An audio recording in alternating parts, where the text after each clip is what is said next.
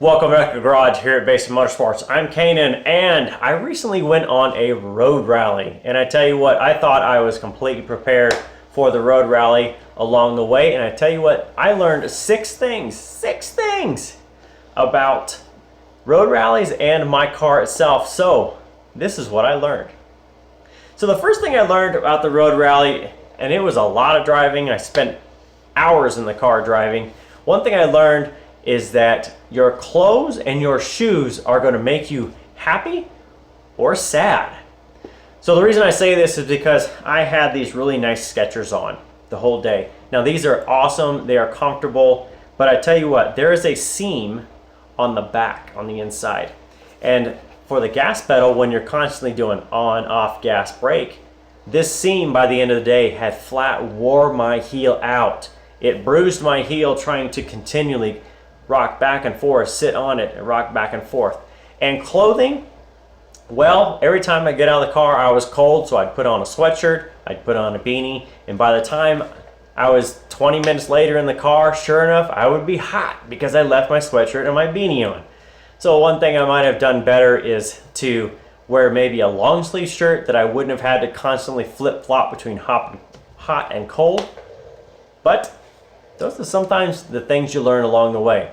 So item 2 on my list of the things I learned is music. In the Corvette that I took, known as the Bat-Vet, it has an aftermarket radio that has navigation in it. It has a CD player, and it also will Bluetooth to another device. So I had my phone in there. Now, half the time my phone would pair to there and it would play the music off of my phone. Now I hadn't changed the music in over 2 years, so it was kind of getting old and stale and I didn't think about it. When it would pair to it, it was great. Sometimes I could listen to the radio. But I tell you what, on the back roads of Oregon out there, there really is no FM band.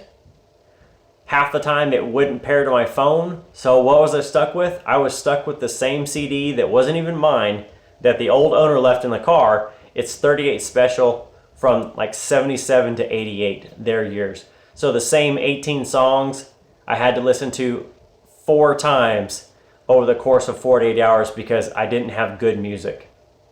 Now, if I would have been smarter, I would have taken my iPod and tried to pair it beforehand. And I also need to figure out why it will not pair half the time. Sometimes it does my phone, sometimes it does phone and media. I don't know why, and I didn't pay attention to it, so I got stuck listening to road noise half the time, or the same 18 songs from 38 Special. Now, item 3 that I would have done better is to know where the waypoints are. So when I went on this road rally, there was 40 to 50 cars in that range. And we were given a list ahead of time and a general map of the route. Well, I thought I would be in the group and I would not get lost. And I can tell you what, after the first 15 minutes, we all got mixed in traffic and I didn't know anybody, so I got lost. I didn't worry about the waypoints too much, nor did I program them in my navigation or my phone, so half the time I had no idea where the heck I was going other than I had a list of an address of where to go. Most of the time I could get through and make it no problem. I would get there late because, well, again, I wasn't prepared. I just thought I would always be okay. The real problem came in when we got to the end of the first day of the rally and my navigation couldn't even find the address of where the waypoint was. So at that point I was like, uh-oh, I'm in the middle of Oregon and I have no idea how to get to my next spot. So there's some different things I could have done. I could have taken a paper map, sure.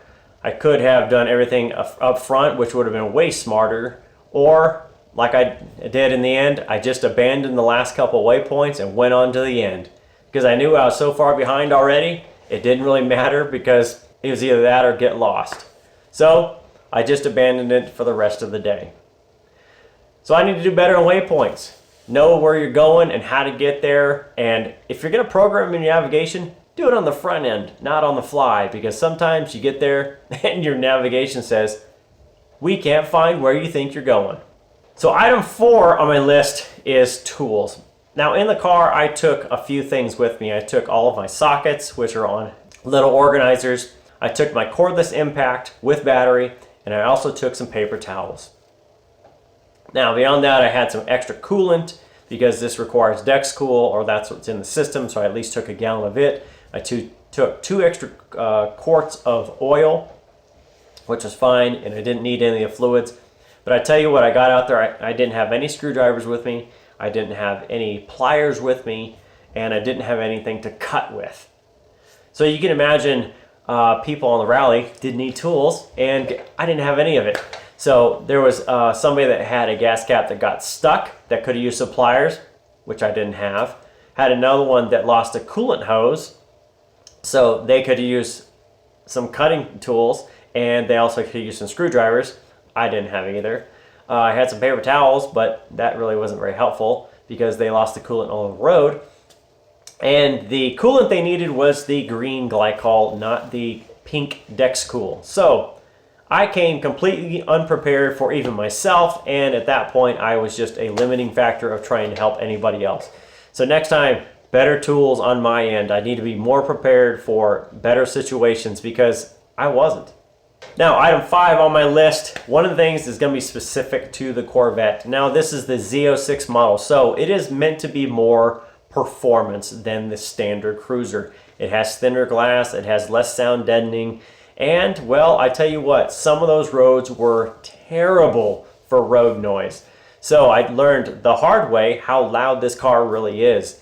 Now, this is factory exhaust, and thankfully, there's also complaints about it in the heat of the summer. Well, I wasn't there because it was pretty cold out, but I can tell you what, I learned that my car needs some updates for me because it's going to be too loud and it's going to be too hot in the summer. So I want to rectify that over the winter with some sound deadening.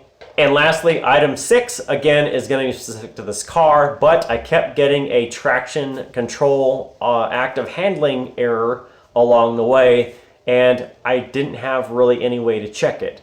So the cool thing about the Corvettes is that from the diagnostic screen, or kind of the little display in there, you can toggle different buttons in a key sequence to get into there and actually get information out of the system of what it is. So, of course, Saturday night, it was a 2-day rally. I posted up that I was having issues with that. Somebody gave me a link to YouTube, because YouTube and Google pretty much have everything. It told me how to check it. I checked it the next morning, got the codes, and realized it really wasn't anything serious. It was just a sensor that wasn't continually reading. So, item 6 was using how to use the display indication or the diagnostic there to get the codes out and to how to reset them. Now, beyond that, there was plenty of time I spent on the car having no issues, having no problems, and I had a great time on the rally. But as with everything, you kind of got to learn what you can learn and use it to go forward. So I'll be making some updates to the Corvette over the winter with sound deadening and heat management. Definitely going to do some better music options. Definitely going to check my waypoints before I ever leave. And maybe I will throw in that map into there. And lastly, I'm going to do better at taking tools, because you never know when you're going to break down, and the last thing you want to be is stranded on the side of the road because you have nothing. So hopefully those things will help you guys on it. Next time you want to go on a rally, you can watch this and say, ooh, I don't want to make those mistakes, so I'm going to go ahead and plan ahead. So that's it for this time from Basin Motorsports. Thanks for stopping by. We'll see you next time.